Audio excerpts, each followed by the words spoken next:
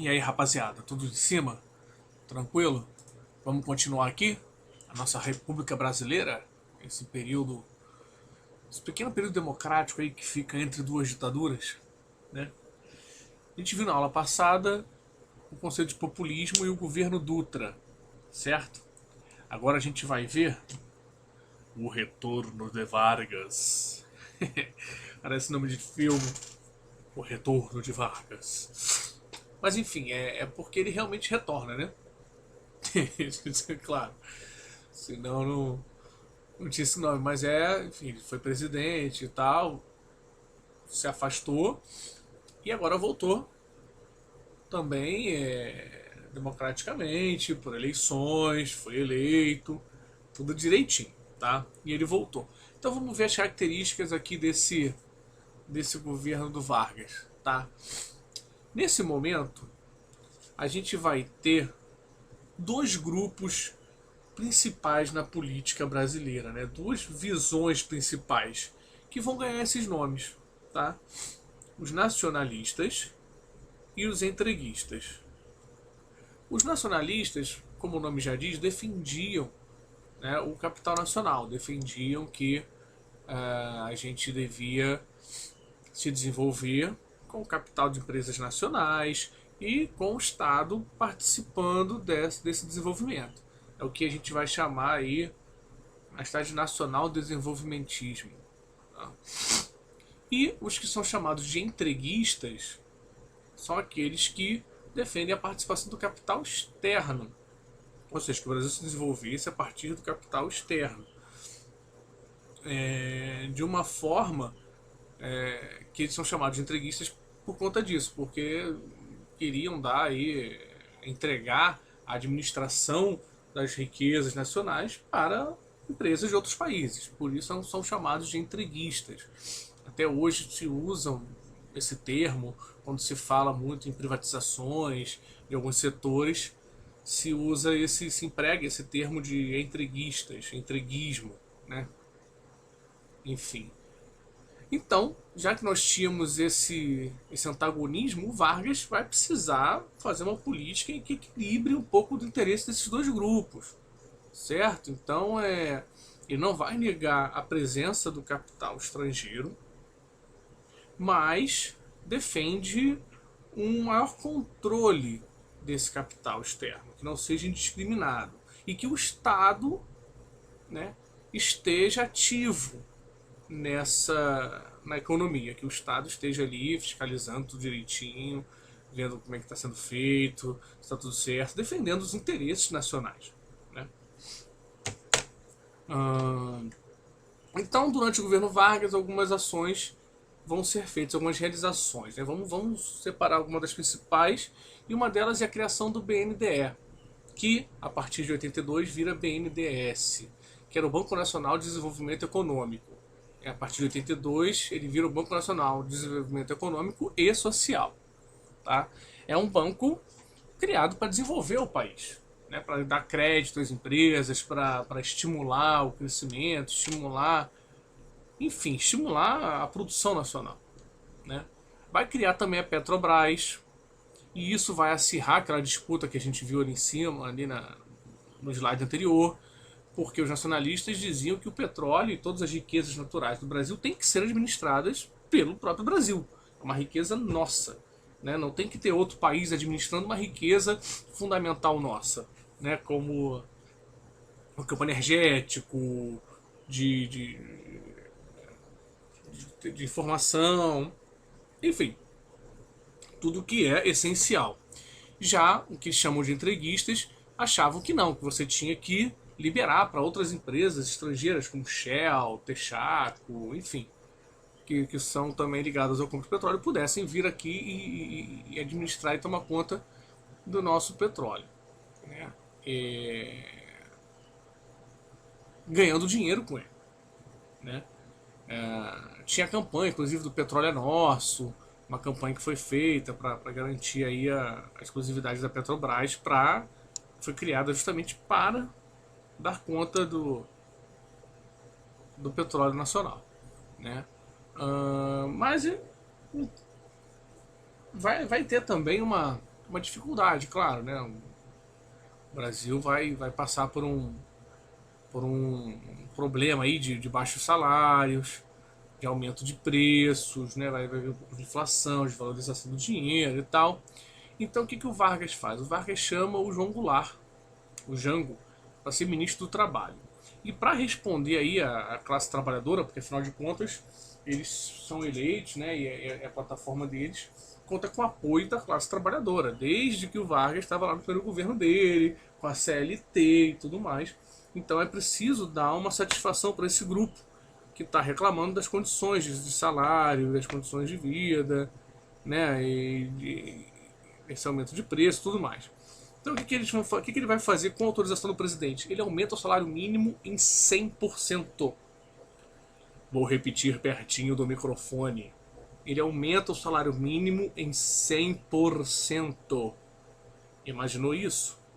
Uhum. Agora, imagina o empresariado quicando com um aumento de salário mínimo de 100%. Pois é. Ao mesmo tempo que ele agrada os trabalhadores, ele vai atrair para ele a desconfiança e a revolta do empresariado, né? Que não pode ver uma melhoria de vida para os que estão com menos, né? Porque já quica. Né? O cara não pode perder um pouquinho para os outros ganharem o mínimo. Ele tem que ganhar o máximo que ele puder e o resto que fique com o mínimo. Né? É essa a mentalidade do empresariado brasileiro. Né? Primeiro ele, e o que sobrar é para os meros mortais. A gente fica com o restinho. Bom, e aí começa uma crise absurda, tá? Primeiro a gente vai ter uma pressão dos Estados Unidos para ter uma maior participação, né? Que não tem. Como Vargas ele prioriza o desenvolvimento nacional, não tem muito espaço para os países estrangeiros. Até participa, mas não tem muito espaço. Então, os Estados Unidos vão pressionar, inclusive o Eisenhower, que era o presidente americano na época, tinha um acordo de enviar recursos, enviou menos, e aí a elite brasileira que é ligada a esse capital também já quica, porque olha, tá vendo, é culpa do Vargas, a gente podia estar ganhando mais dinheiro. Tá? Para eles não interessa o desenvolvimento nacional, que é absurdamente uma coisa maluca, né? Porque se desenvolver o nacional, desenvolve todo mundo, inclusive eles. Mas enfim, claro, falando de uma forma bem rápida aqui e rasa. Vai haver uma oposição também dos empresários, claro, né? Aumentou em 100% o salário, eles vão ficar contrários à política que é praticada pelo Vargas. Por outro lado, as Forças Armadas vão aproximar o Vargas do comunismo. Veja bem, o Vargas do comunismo. É uma piada, né? Mas enfim, você vê que o comunismo é usado desde sempre. Né? Desagradou a elite nacional é comunismo. Não pode simplesmente querer um pouco de melhoria. Mas qualquer coisa é o comunismo, que é usado até hoje, inclusive. Né? Enfim. Então as Forças Armadas vão começar a acusar o Vargas de comunismo. E a imprensa acusava o Vargas de corrupção, de estar envolvido no mar de lama, de ser corrupto, de ser ladrão e tal, e um ataque diário, feroz, né? Aquela coisa raivosa, acusando o Vargas de corrupção. E aí, para piorar tudo, rola o atentado da Rua Toneleiros. Tá? O atentado da Rua Toneleiros foi o seguinte: uma pessoa abordou o Carlos Lacerda, que era o principal opositor de Vargas e um dos conservadores mais, né, atuantes, era dono de jornal, tinha voz, e aí era feroz a beça, né? Falava pra caramba. E abordam ele, que estava em companhia do Major Rubem Vaz, o Major da Aeronáutica. Então, aí na Rua Toneleiros, se eu não me engano, quase em frente ao prédio onde morava, acho que era isso, mas enfim, era na Rua Toneleiros, eles foram abordados e uma pessoa disparou contra eles. Né? Teoricamente, o alvo era o Lacerda, porque não tinha por que matar o Rubem Vaz. Mas, numa ação completamente desastrosa, o Lacerda é atingido no pé e o Major é morto. E aí, meu amigo, não preciso nem dizer o que aconteceu, né? O cara já era raivoso antes, sofrendo um atentado, então, e aí dá mais substância para as acusações, né? Claro, todo mundo foi acusar o Vargas de ter mandado matar o Lacerda. Ainda mais que depois as investigações levaram ao Gregório Fortunato, que era o chefe da guarda pessoal do Vargas, que teria teria encomendado atentar a morte, né? E ainda por cima matou um major das Forças Armadas, né? Então, essa situação acaba deixando o Vargas muito sem saída, né? Impraticável continuar no governo. E aí ele então ele não renuncia, né? Ele resolve se suicidar. Acho que não sei o que ele ia resolver com o suicídio dele, mas enfim, se suicida com um tiro no coração. Tem algumas teorias de conspiração que dizem que ele não se suicidou, que ele foi assassinado, que foi forjado o suicídio dele, enfim. Mas o fato é que o Vargas era um líder muito querido. Lembra que a gente falou lá das características do populismo, é um líder carismático? O Vargas era demais, né? Porque foi com a entrada dele no poder que acaba com aquela política do café com leite, aquele poder todo e tudo mais, né? E o cara que durante o governo dele foi feita a CLT, né? E aí isso foi feito mais uma vez, por isso que a gente falou do populismo lá atrás. Foi visto como uma concessão do Vargas para os pobres. Ele era conhecido como pai dos pobres, enfim. Uma forte comoção que fez com que o Lacerda tivesse que sair do país, né? Que veículos, né, de imprensa, né, como o Globo, por exemplo, fossem atacados, né? Caminhões do jornal Globo eram queimados e tal. E a embaixada americana também foi atacada, também foi alvo de manifestações e tudo mais. Bom, o Café Filho, que era o vice do Vargas, assume para terminar o mandato dele e, no final do governo, as eleições elegem o JK, Juscelino Kubitschek, que fez né, foi esperto politicamente, aproveitou esse momento e fez uma aliança com partidos que seguiam a linha de Vargas, como o PSD, que era o partido dele, e chamou para vice o Jango, né? Do PTB.